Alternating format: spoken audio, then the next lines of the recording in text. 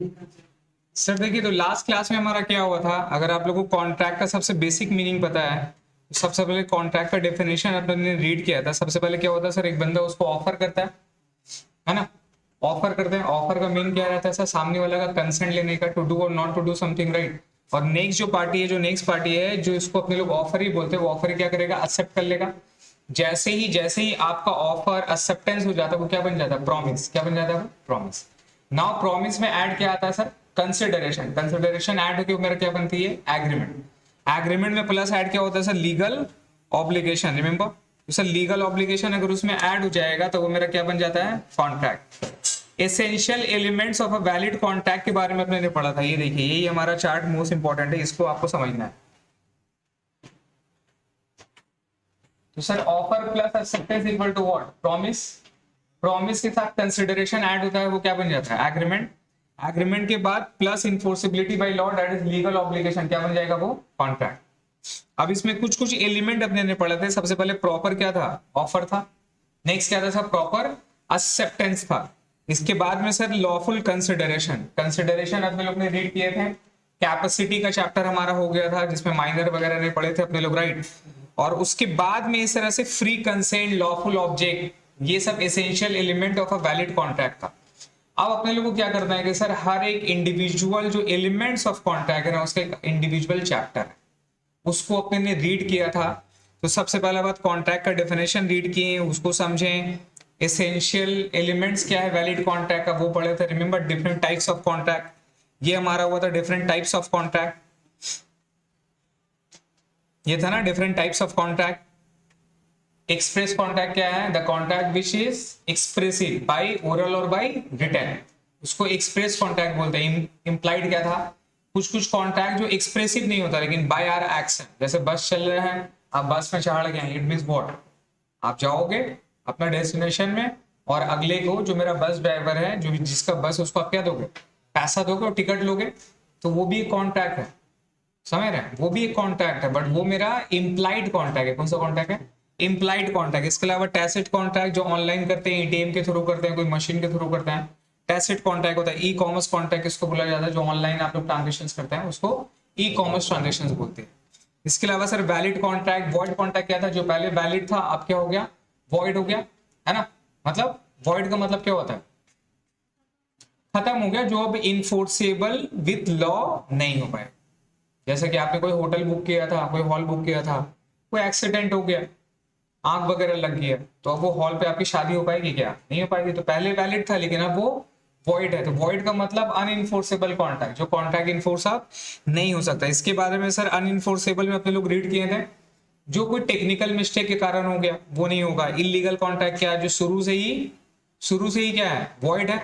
चरस गांजा का धंधा कर रहे हैं, है ना, मर्डर वगैरह का बिजनेस कर रहे हैं, इलीगल कॉन्ट्रैक्ट कर रहे हैं, तो ये सारा चीज क्या है सर, इलीगल है, ये कभी भी वैलिड नहीं हो पाएगा।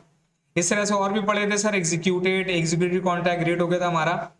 नेक्स्ट में इसके बाद वाले जो चैप्टर थी एसेंशियल एलिमेंट का लेकर, अब अलग अलग चैप्टर के बारे में अपने ने रीड किया था। रिमेंबर, ऑफर क्या है, क्या लिखा है, when one person signifies to another his willingness. क्या चीज का विलिंगनेस सर, बोलिए, टू डू समथिंग और to abstain from doing something with a view to what, क्या लेने के लिए, एसेंट लेने के लिए ऑफ दैट प्रपोजल। तो अपने लोग किसी को बोलते हैं, remember, will you marry me, है ना, ये ऑफर करते हैं।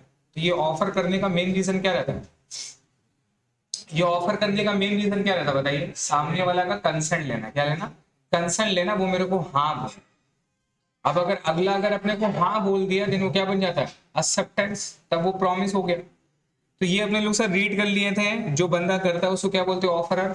जिसको कर रहे हैं उसको क्या बोलते हैं, offering, promiser, promisee. Essential element of offer अपने लोग रीड किए थे सर, दो पार्टी होना चाहिए था। लीगल रूल्स अपने लोग पढ़े थे, there must be a communication, without communication offer possible नहीं है।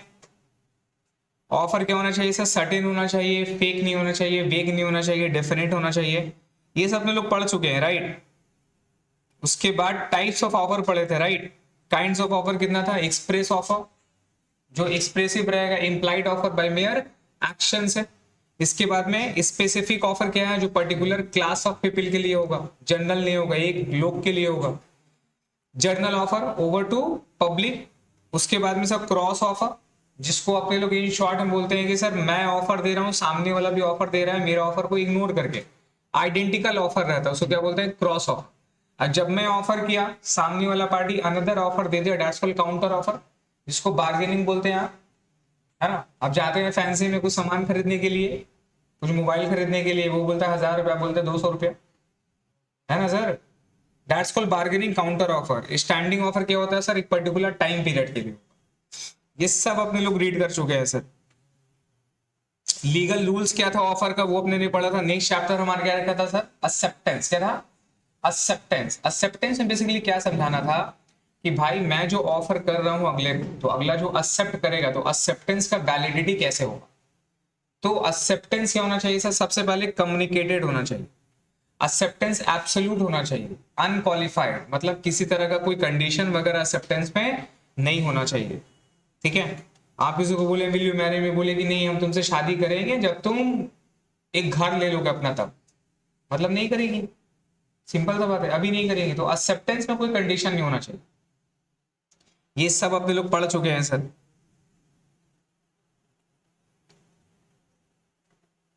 देखिए नेक्स्ट में उसके बाद कैपेसिटी टू कॉन्ट्रैक्ट। ये अपने लोग ने लास्ट क्लास पढ़ा था कि कॉन्ट्रैक्ट का कैपेसिटी होता है सर। कैपेसिटी का मतलब क्या था, मतलब बोलिए, कैपेसिटी का मतलब क्या था, एलिजिबिलिटी। जैसे अगर मैं आपको बोलूं कि आप लोगों को क्या बनना है, आपने बोला कि सर आईएएस बनना मुझे, तो सर जो आईएएस आप बनोगे उसका जो एग्जाम दोगे, तो मुझे एक बात बताओ, उसका एक क्राइटेरिया है, अभी दे सकते हैं क्या, कब दे सकते हैं आप, ग्रेजुएशन के बाद, मतलब अभी आपको 3 साल पढ़ाई करना है, ग्रेजुएशन हो जाएगा उसके बाद आप दे पाओगे, राइट। तो आईएएस और आईपीएस का एग्जाम देने के लिए क्राइटेरिया क्या है, criteria is graduation. That is capability. अगर आप ग्रेजुएशन हो गए, it means you are capable enough to give examination for the IAS और आईपीएस, राइट। तो वो जो क्राइटेरिया है, उसी क्राइटेरिया को क्या बोलते हैं अपने लोग, कैपेसिटी टू कॉन्ट्रैक्ट। क्लियर है, मतलब ये है तो आप कॉन्ट्रैक्ट कर सकते हैं, ये नहीं है तो आप कॉन्ट्रैक्ट नहीं कर सकते। वो सलाहियत जो रहता है उसको अपने लोग बोलते हैं सर कैपेसिटी टू कॉन्ट्रैक्ट। तो इसमें क्या आता है, parties unable inter into a contract. कौन कौन पार्टी कॉन्ट्रैक्ट में इंटर नहीं कर सकता है। आप अगर रीड करोगे तो एवरी पर्सन इज कॉम्पिटिटेंट, देखो ये वाला लाइन पढ़ो, every person is competent, right. Every person is competent to contract who is age of majority according to law which he subject, who is sound mind, कौन सा रहेगा, sound mind, and not disqualified from contracting any law. तो बोलता है कि हर कोई contract कर सकता है, किसको छोड़कर, हर कोई कॉन्ट्रैक्ट कर सकता है जो एज ऑफ मेजोरिटी है। मेजोरिटी और माइनर में पता है, माइनर मतलब that is less than 18 years. कोई नहीं है आप लोग में से यहाँ पे 18 साल से कम, 2 साल पहले थे आप, हैं कितना है, 5 मंथ टाइम है अभी, अपॉर्चुनिटी। माइनर का क्लास मिस कर दिया बाबू, जाके ना ऐप में ना जो तुम्हारा है ना माइनर का क्लास जो है उसको देख लेना, कैपेसिटी टू कॉन्ट्रैक्ट, तुम्हारा फायदा का बात है, ले सकते हैं, हमारा फायदा का, कोई लीगल क्लेम नहीं कर सकता। देखिए तो सर यहाँ पे क्या है, जो एज ऑफ मेजोरिटी होगा, जो मेरा साउंड पर्सन होगा ना, साउंड पर्सन का मतलब क्या होगा, जो सुनता है, जो सनकी नहीं है, जो पागल नहीं है, जो सूझबूझ जिसका एक नॉर्मल ह्यूमन बीइंग का है, राइट, उसको साउंड पर्सन बोलता है। बोलता है कि जो not disqualified by any other law, disqualified नहीं है कोई लॉ से। तो यहाँ पे याद रखिएगा 3 जन यहाँ पे नहीं कर सकता है। एक माइनर, माइनर मेरा कॉन्टैक्ट में इंटर नहीं कर सकता। तो माइनर का एज क्या होता है, 18 ईयर्स। क्या है सर, 18 ईयर्स। लेकिन याद रखिएगा 2 सिचुएशन में एज 21 ईयर्स, कितने ईयर्स, अगर कोई बच्चा का पेरेंट्स अगर डेथ हो गया है, ठीक है, और वो under the security of guardianship में, किसमें बताइए, गार्जियन है उसका, बोथ पेरेंट्स आर डेड, और वो किसी गार्जियन के अंदर में पल रहा है, बढ़ रहा है, तो उन लोग का एज ऑफ मेच्योरिटी क्या होता है, 21 ईयर्स। क्लियर है। दूसरा अगर जुवेनाइल एक्ट के तहत में आप जुवेनाइल जेल पे हैं, आप जुवेनाइल स्कूल वगैरह पे अटेंड कर रहे हैं, और आपका प्रॉपर्टी वगैरह कोर्ट अंडरटेकन कर रहा है, और आप कोर्ट के मतलब नेज़ से, राइट, कोर्ट के अंदर पे आप हो, तो आपके लिए भी एज क्या है, मेच्योरिटी 21 ईयर्स। अदरवाइज 18 साल हो गया आप लोग का, नाउ यू आर मेजर, अब आप इंडिपेंडेंट अपना डिसीजन ले सकते हैं। इसलिए जितना भी शादी वगैरह क्या होता है सर, वो भी एक मैरिज कॉन्ट्रैक्ट है, और इसके लिए भी एज क्या रखा है, 18 साल। अगर आपका 18 साल से कम है शादी नहीं हो सकता, विच इज वॉइड एब इनिशियो, आप केपेबल ही नहीं कॉन्टैक्ट करने का। इसीलिए शादी की एज 18 ईयर्स रखी है। दूसरा सर साउंड माइंड होना चाहिए। साउंड माइंड का मतलब क्या है, देखिए यहाँ पर लूनेटिक, इडियट, ड्रंकन और इंटॉक्सिकेटेड। मतलब कोई पागल नहीं है, इडियट है, दिमाग थोड़ा सा हल्का है, बोलते हैं ना हल्का आदमी है भैया, दूर रहो इससे, है ना। कुछ शराबी है, कोई नशा वगैरह करता है, राइट, तो उसको अपने लोग अनसाउंड माइंड बोलते हैं। क्या बोलते हैं? Unsound mind person. तो अब पागल भी दो तरह का पागल है।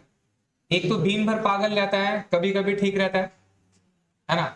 और एक दिन भर सही रहता है और कभी कभी पागल होता है, कभी कभी पागल होता है। तो सर यहाँ पे सिचुएशन ये है कि अगर कोई पागल मतलब यूजुअली पागल रहता है और ओकेशनली कभी कभी ठीक रहता है, तो कॉन्ट्रैक्ट कब कर सकते हैं? जब वो कभी कभी ठीक रहता है ना, उस वक्त जो कॉन्ट्रैक्ट करेंगे वो मेरा वैलिड हो जाएगा। जो बाकी टाइम तक वो मेरा अनसाउंड पर्सन था, उस वक्त कॉन्ट्रैक्ट वैलिड नहीं होगा। वो केस है, वो अलग केस होगा। अब इमेजिन करिए ऐसा कि बहुत सारे लोग ना ड्रिंकिंग करते हैं, राइट। अब जैसा कि सपोज कोई बहुत सारा काम किया, काम करने के बाद थक हो गया, वो पार्टी वगैरह करा, पार्टी वगैरह में एकदम, है ना, अपने लोग नहीं करते हैं और करना भी नहीं है, बट लोग करते हैं, राइट। तो सर वो पूरा ड्रंकन सिचुएशन में, उस सिचुएशन में आप उसको जहां पर भी साइन करने बोलोगे तो साइन कर देगा, जो बोलोगे तो कर देगा ना। वो तो नशे की हालत में है, उसका तो माइंड अभी साउंड नहीं है, राइट। तो उस वक्त अगर कोई भी बंदा अगर कॉन्ट्रैक्ट इंटर करता है उसके साथ में, तो वो मेरा कॉन्ट्रैक्ट वैलिड नहीं होता। क्लियर है? वो मेरा इनवैलिड कॉन्ट्रैक्ट। क्लियर है? तो दैट्स कॉल्ड साउंड पर्सन। इसके बाद नेक्स्ट में है sir person disqualified by law. Person disqualified by law क्या क्या होगा? Alien enemy. एलियन एनिमी मतलब बताए थे आपको, जादू, पाकिस्तान, चाइना, ये सब है क्या? एलियन एनिमी का मतलब a country which has declare war on another country. इससे क्या होता है, उस कंट्री का जितना भी सिटीजन है, इस कंट्री का जितना भी सिटीजन है, अगर if they have entered into a contract, अगर कॉन्ट्रैक्ट में एंटर किया है, तो वो सब का सब नल एंड वॉइड हो जाता है इमीडिएटली, जैसे वॉर डिक्लेयर होता है। बात समझ में आ रहा है? हाँ, नील बटा सन्नाटा। तो सर एलियन एनिमी का मतलब वही होती है कि उस कंट्री के साथ हमारा अब एनिमी का रिलेशन हो गया, अब उसके साथ कॉन्ट्रैक्ट नहीं हो सकता। दूसरा था सर फॉरेन सोवेरेन। मैंने आपको बताया था एम्बेसीज, इंडिया में डिफरेंट कंट्री के एम्बेसीज है, और एम्बेसीज के जो भी पर्सन वहां वर्क करते सब क्या है, सब उसी कंट्री के लोग रहते हैं। तो they are called as they are known as foreign sovereign. ठीक है, उन लोगों को एक राइट मिलता है पर्टिकुलर कि उन लोगों के खिलाफ में अपने लोग कोई केस नहीं कर सकते हैं, और ना ही उन लोग यहाँ का कोई प्रॉपर्टी खरीद सकते हैं। मतलब they are not like our citizen, अपना सिटीजनशिप की तरह नहीं है, यहाँ प्रॉपर्टी खरीद लेगा, जॉब करेगा, समझ रहे हैं, कॉन्ट्रैक्ट करेगा, शादी कर रहा है, उन लोग नहीं कर सकता। तो दैट्स कॉल्ड फॉरेन सोवेरेन। उन लोग भी यहाँ पे कॉन्ट्रैक्ट इंटर नहीं कर सकते। नेक्स्ट में sir corporation and company. Corporation company में याद रखिएगा जिनका एओई होता है, क्या होता है, आर्टिकल ऑफ एसोसिएशन।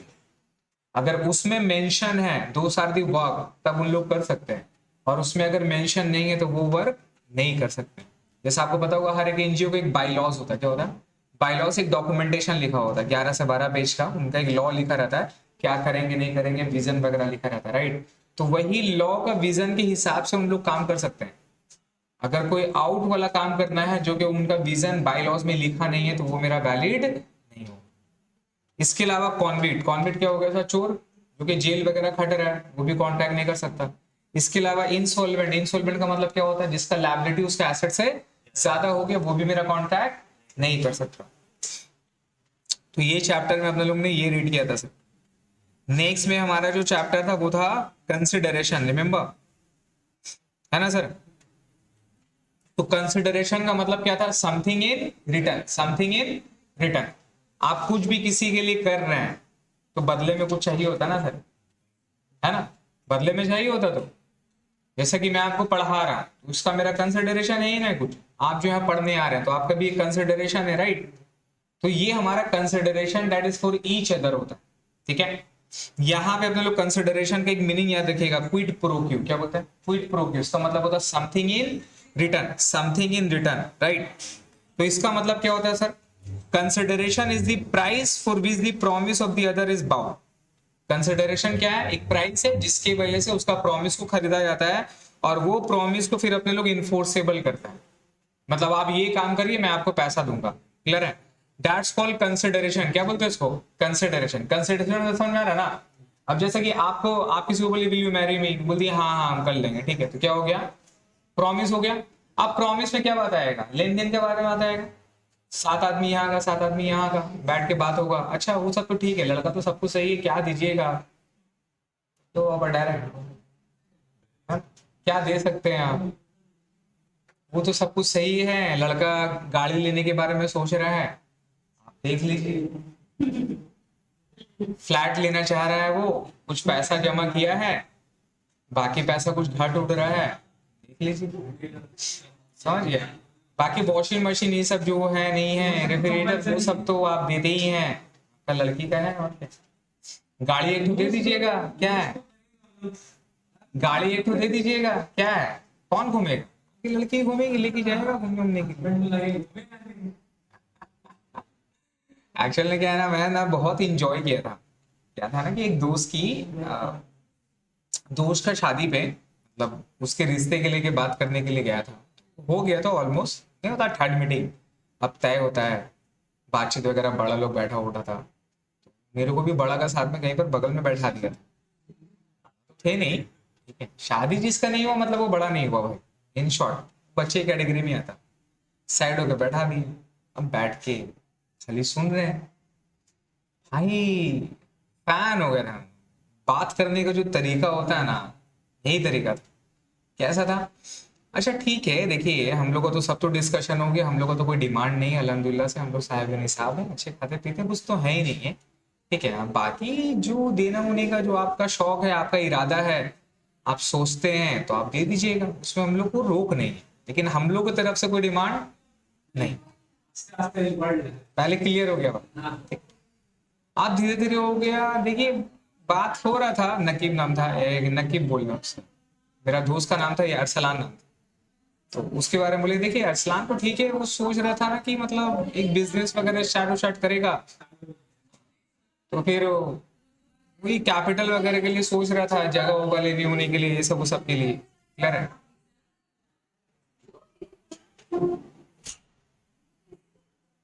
समझे, तो फिर उसके लिए बोलेंगे, देखिए वही है, बिजनेस वगैरह करना है, उसके लिए जगह होगा खरीदना था, तो एक बार बात कर लीजिएगा, क्या है नहीं,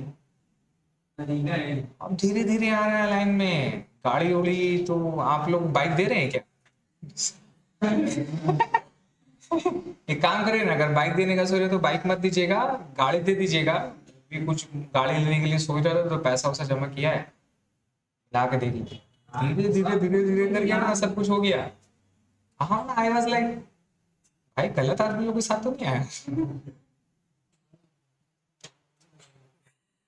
समझे, तो सर याद रखिएगा, कंसिडरेशन पास भी हो सकता है, क्या था, कंसिडरेशन में भी पास प्रेजेंट एंड फ्यूचर, कंसिडरेशन का मतलब क्या हो गया सर, कोई भी कॉन्ट्रैक्ट में मनी के बारे में जो बात आता है, आपको रिटर्न क्या मिलेगा, सपोज आप अगर किसी को गुड्स सेल कर रहे हैं, तो आपको रिटर्न में क्या मिलेगा, पैसा मिलेगा, है ना, ऐसा ए बी को कार बेच रहा है, तो ए बी को जो कार बेचेगा, ए बी से क्या लेगा वापस में, पैसा लेगा, और बी ए को जो पैसा देगा तो उसके अगेंस्ट में क्या लेगा, वो कार लेगा, that's called consideration for each other, A के लिए पैसा इज व्हाट, कंसिडरेशन, बी के लिए car is what, consideration, clear हो गया।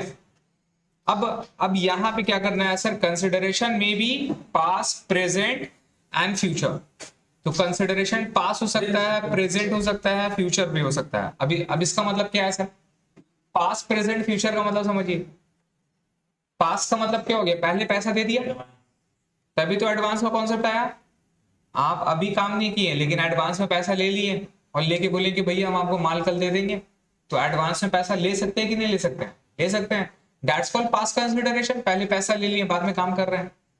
कैश ट्रांजेक्शन का मतलब क्या हो गया, अभी आप पैसा कर रहे हैं, अभी आप काम कर रहे हैं और अभी पैसा ले रहे हैं, जिसको क्या बोलते हैं, प्रेजेंट कंसिडरेशन, जिसको कैश ट्रांजेक्शन बोलते हैं। क्रेडिट ट्रांजेक्शन क्या होगा, फ्यूचर में कंसिडरेशन देंगे, है ना, तो कैश क्रेडिट एडवांस का जो हमारा कॉन्सेप्ट अकाउंट्स में जो पढ़ रहे हैं, एक्चुअली में उसका बेस क्या है, कॉन्ट्रैक्ट, अगर ये नहीं रहता, ये वर्ड मेंशन नहीं रहता, तो क्या पास क्रेडिट एडवांस ट्रांजेक्शन का कॉन्सेप्ट होता, कभी नहीं होता, मोबाइल साइलेंट करके रखिए, कभी भी होता, कभी नहीं होता, तो ये चीज आपको समझना है। Legal rules for valid consideration, now ये सब के लोग ने रीड कर चुके हैं sir, I am not going to read it again, एक बार जो हेडिंग है वो हेडिंग को पढ़ लीजिएगा, और आप लोग का एग्जाम में जो ऑब्जेक्टिव आता है क्या डिफिकल्ट रहता है sir, it is so easy, आपको ये जो मैं पढ़ा रहा हूँ ना, जैसे इसको याद रखना है, और जो हेडिंग जो जहां मैं अंडरलाइन करता हूँ ना, जैसे उसको अंडरलाइन वाले को याद रखनी है। ये कंप्लीट हो जाने के बाद जो अपने लोग ऑब्जेक्टिव देखेंगे ना, तो ऑब्जेक्टिव देखोगे सब उसी में से कवर हुआ है। क्लियर है? नाउ सर हमारा no consideration is no contract. अगर किसी भी कॉन्टैक्ट में कंसिडरेशन नहीं है तो वो मेरा कॉन्टैक्ट नहीं होगा, but there are some exceptions as well, जहां पे कंसिडरेशन नहीं भी रहने से कॉन्टैक्ट होता है। ठीक है, अब एग्जांपल पे सर, कॉन्ट्रैक्ट मेड या registered out of love and affection. क्या बताइए? Love and affection. अब आपके पास पैसे बहुत है तो आप अपने लड़के के नाम में कुछ प्रॉपर्टी खरीद ली, तो लड़के से पैसे लेंगे? लेते हैं क्या? करते हैं ना पेरेंट्स हमारे। क्या होता है ये बताइए? ये क्या है? Contract out of love and affection. इसमें कंसिडरेशन एक पार्टी का नहीं भी हो सकता है, तो क्या ये आपका कॉन्ट्रैक्ट वैलिड नहीं होगा? कॉन्ट्रैक्ट वैलिड ही कर सकते हैं आप, है ना? कोई जगह खरीदे, मान लीजिए कोई प्रॉपर्टी खरीदे, बीवी चिल्ला दी, बोले नहीं मेरा नाम में करने होगा, आप कर दिए उसके नाम में। बात समझ में आ रहा है? तो अगर उसके नाम में कुछ प्रॉपर्टी कर दिए हैं तो उसे रिटर्न में क्या बोल लीजिएगा? पैसा लीजिएगा। क्या बोलेंगे? सर पैसा दीजिए हमको। देखो बाबू 50 लाख का प्रॉपर्टी है, तुम काउंट कर लो, ठीक है, तुमको 20,000 रुपये महीना तुमको देने होगा। अब वाइफ को बोल रहे हैं 50 लाख रुपया है, हम बाहर में रेंट में देंगे, इतना रहेगा, हम तुम्हारा नाम में कर रहे हैं प्रॉपर्टी, तुम हमको 20,000 रुपये महीना दो। जो मार खाइएगा, जो गेम होगा आपके साथ, पॉसिबल है। लेकिन अपने ऐसे कर सकते हैं कि नहीं कर सकते? उसके नाम में कुछ भी कंसिडरेशन लेते हैं आप लोग? नहीं लेते। तो याद रखिएगा, contract out of love and affection में कंसिडरेशन नहीं भी होगा, लेकिन फिर भी क्या है, वो वैलिड है। सिर्फ याद रखिएगा यहाँ पर पार्टी में रिलेशन होना चाहिए। पार्टी में क्या होना चाहिए? रिलेशन होना चाहिए, ब्लड रिलेशन आप बोल सकते हैं। An elder brother on account of natural love and affection promise to pay the debt of his younger brother.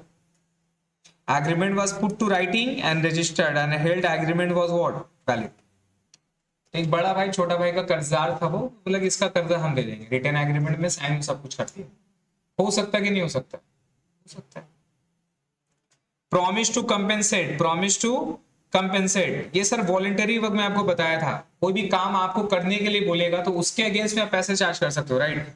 कोई काम करने के लिए बोला नहीं गया, आप खुद से काम कर दिए और उसके अगेंस्ट में पैसा मांगे। मैंने एग्जांपल दिया था, रास्ता में दरख्त वगैरह सब गिरा हुआ था, ईटा वगैरह था बड़ा बड़ा, अब देख रहे हैं सबको प्रॉब्लम हो रहा जाने आने में, आप गए और गए बेटा जितना पत्थर वगैरह सब उठा के साइड कर दिए, मेहनत लगा, टाइम लगा, सब साइड कर दिए। और उसके बाद जितना गाड़ी को रोक रहे भाई 10 रुपए दे, गाड़ी को रोको बोले 10 रुपए दे, 20 रुपए दे, क्यों देगा बोलो? नहीं, हम बोले देखो हम पत्थर हटाया काम किया, तुम लोग को प्रॉब्लम हो रहा था तो पैसा देके जाओ। चीज समझ में आ रहा है? क्या वहां पे पैसा का ऑब्लिगेशन है देना? सब साइलेंट करिएगा मोबाइल क्या यहाँ पे? इट्स नॉट गुड ना। चलो मेरा मोबाइल साइलेंट है। देखिए, तो सीन में ये समझाने की कोशिश कर रहा हूं कि ये सब वॉलेंटरी वर्क है। कौन सा वर्क है? वॉलेंटरी वर्क है सर। वॉलेंटरी वर्क के अगेंस्ट में कभी भी आप कंपेंसेशन क्लेम नहीं कर सकते। हाँ, अगर कोई करने के लिए बोलता तो आप बात कर लेते, सर मुझे पैसा चाहिए तो हम करेंगे, ठीक है, आपको पैसा चाहिए होगा। नेक्स्ट में उसके बाद सर कंप्लीटेड गिफ्ट, किसी को गिफ्ट दिए तो क्या एक्सपेक्ट करते हैं? रिटर्न में कुछ मिलेगा? हाँ, ये तो रिटर्न में मिलता है, नो डाउट। लेकिन अपने लोग लॉ में लिख सकते हैं क्या? आप जैसा किसी का बर्थडे है, आप उसका बर्थडे गिफ्ट दिए, नो डाउट आपको एक्सपेक्टेशन रहता है फिर आपका बर्थडे में फिर क्या होगा, अगला आपको गिफ्ट देगा, राइट? लेकिन यहाँ पे कुछ कंसिडरेशन होता है क्या? आपको रिटर्न में मिलेगा, बाद में मिलेगा, राइट? वो टीट फॉर टैट वाला कॉन्सेप्ट है। अगर आपने एक का बर्थडे मनाया तो भैया आपका भी बर्थडे मिलेगा। तो एक गलती से एक दोस्त के साथ में हम लोग का ना, एक दोस्त का ना बर्थडे मन गया गलती से, तो उसमें क्या है कि मैं भी इन्वॉल्व हो गया था, just for the sake of involve. नहीं होता कि सब लोग हैं, एक दोस्त को बंडा मार रहा है, ये मार रहा है, और खड़ा होकर आप भी देख रहे हैं यार, हंस रहे हैं, मजाक उड़ा रहे हैं, जस्ट मैं वही कर रहा था। अब मुझे नहीं पता कि वो जो बर्थडे गैंग था ना, उसका मैं भी इन्वॉल्व हो गया, जस्ट शरीक हुआ था और मैं भी इन्वॉल्व हो गया। अब अगला महीना मेरा भी बर्थडे था, और जो हुआ है उससे और भयानक है। जो हुआ है नहीं हुआ है वो एक्सप्लेन नहीं कर सकते। मतलब वो शॉक वाला बात था, नहीं बता सकते, बता ही नहीं सकते। देखिए सर, एजेंसी, तो एजेंसी किसी का अगर अपने लोग लेते हैं उसके लिए भी हमें कंसिडरेशन की जरूरत नहीं है ना। बिलमेंट, बिलमेंट इंपॉर्टेंट है सर। बिलमेंट का मतलब क्या होता है? किसी का सामान अपने पास में रखना, टेक केयर करना। क्या करना? टेक केयर करना, उसको बिलमेंट बोलते हैं। क्या बोलते हैं सर? बिलमेंट। मैंने एग्जाम्पल के तौर पे दिया था कि अपने लोग घूमने के लिए जाएंगे कहीं पे, मान लीजिए, तो अपने जो बच्चे हैं वो अपने पड़ोसी के घर पे रख देते हैं, है ना। तो इसका मतलब क्या है? जो मेरे पड़ोसी जिसके घर में मैंने अपने बच्चे रखा है, they are suppose to be take care जब तक मैं अपने लोग वापस नहीं आते, राइट। तो उनका साथ देखभाल करने का जिम्मेदारी किसका है? उसका है। अब इसके लिए पैसा चार्ज करेगा, वो सब तो ठीक है सर, पैसा कितना दीजिएगा? बात समझ में आ रहा है? तो इसके लिए तो पैसा चार्ज नहीं करते हैं, लेकिन चार्ज कर सकते हैं। अगर आपने पहले से बोल दिया होगा तो हम पैसा दे देंगे।